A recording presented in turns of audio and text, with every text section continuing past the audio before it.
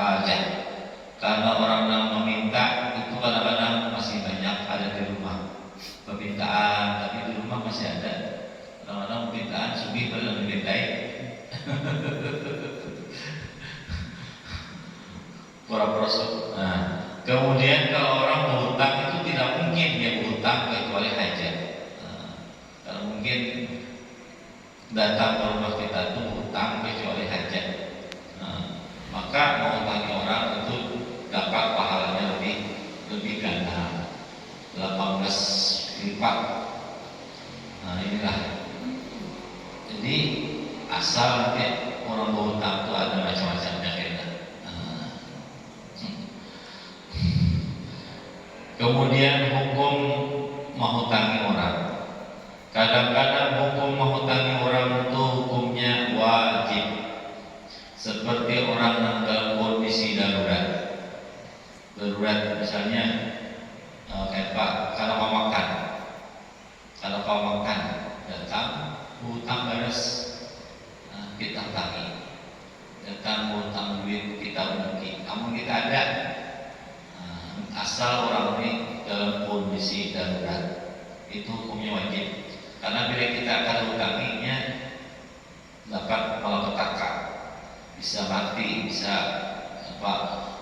garing dan lain sebagainya. Maka hukum menghutang itu hukumnya wajib. Namun kita ada. Kemudian kadang-kadang menghutangi orang itu haram. Bisa itu haram. Kenapa haram? Karena bila kita 75% mengatakan di hati kita ini digunakan untuk maksiat. Hutang. Sekalinya kita tahu bila dihutangi pasti akan korban.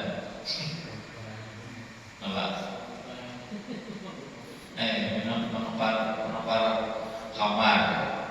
Atau apakah itu tujuannya untuk maksiat? Apakah digawi yang haram? Maka hukum menghutangi kita tahu juga haram. Jangan dihutangi orang yang bila dihutangi untuk menggunakan yang haram. Kecuali dia kalau menghutangi nanti barangnya, itu maka terpaksa kita. Namun kita tahu sampai ini mau tahu kan tadi 75% di hati. Kata rancak sudah melihat habis duit untuk nang kada bujur. Maka hukum menghutangi kau jangan dihutangi karena menolongi maksiat.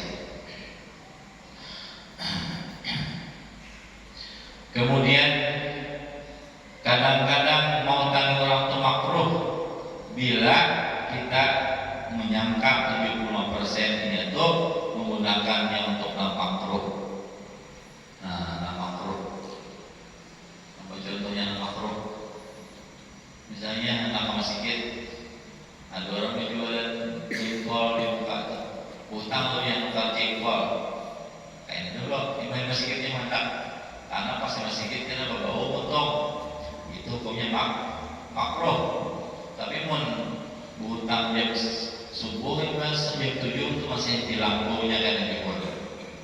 Karena dulu hutangi dari juhur aja hutangi nukar jaring.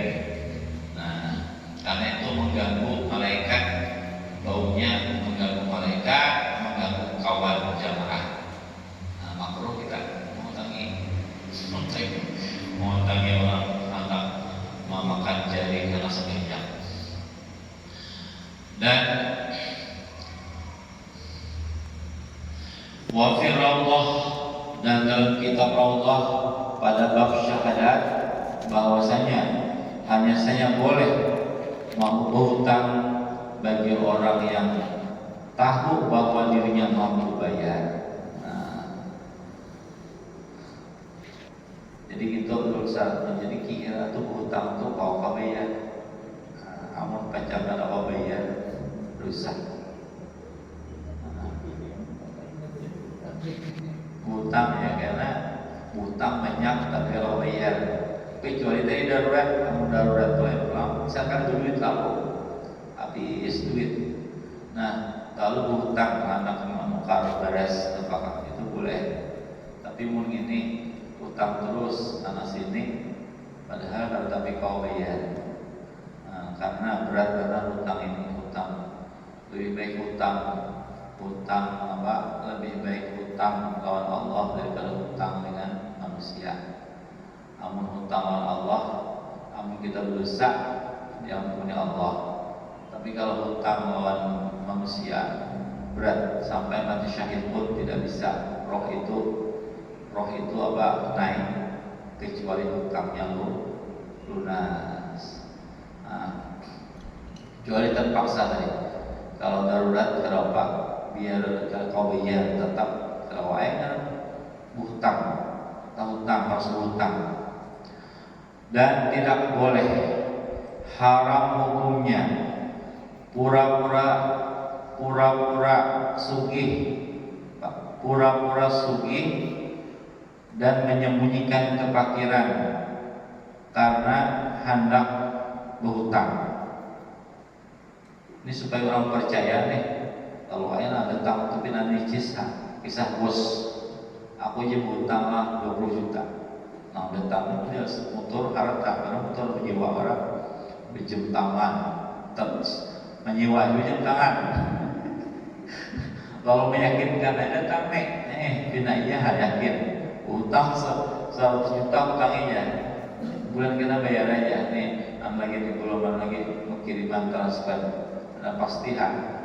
Nah ini haram hukumnya, haram ini menustai orang, tidak percaya orang. Nah atau sebaliknya haram juga pura-pura miskin padahal sugih. Nah lalu untuk mengambil sedekah.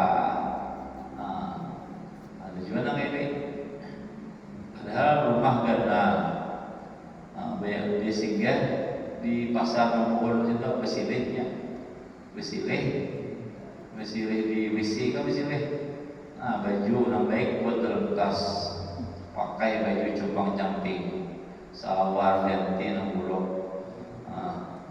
rambut pina diulah kan menyamar nih kayak orang miskin, lalu berpinta. Nah ini juga hukumnya haram juga. Jadi mata pencaharian berpinta. Alhamdulillah. Nah ini ujar Rasul Sallallahu Alaihi Wasallam, siapa nampak tujuh berpinta padahal mampu, itu kayaknya akan membukakan pintu kefakiran. Jadi bukan tambah sugih, tapi tambah melarang anak cucunya karena kasihan. Nah, anak cucu. Jadi itu.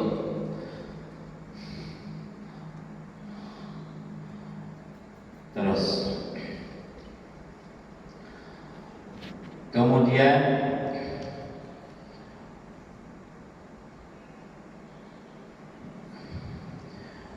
yuhramul iqtira'atu bifaidah, haram berhutang dengan ada faidah. Faidah itu artinya banyak rentenir. Nah, rentenir itu kalau boleh menggunakan duit, tidak boleh. Jadi Allah itu menghalalkan jual beli dan mengharamkan riba. Jadi hendak amun kita menggunakan duit itu kada berjualan, dia nak boleh berjualan.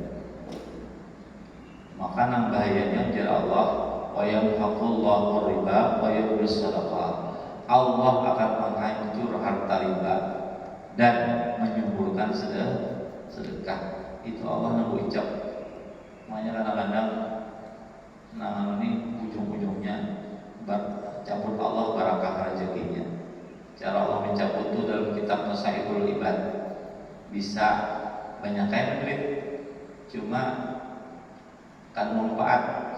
Misalnya kalau musibah atau nukar tanah pada pas anaknya, atau anaknya mewaris kada denang karunya suitong. Banyak warisan tapi anak kalau kau menjalankan habis untuk angkat baik aja. gara-gara duit haram. Jadi mudah kita ini dapat halal duit dan banyak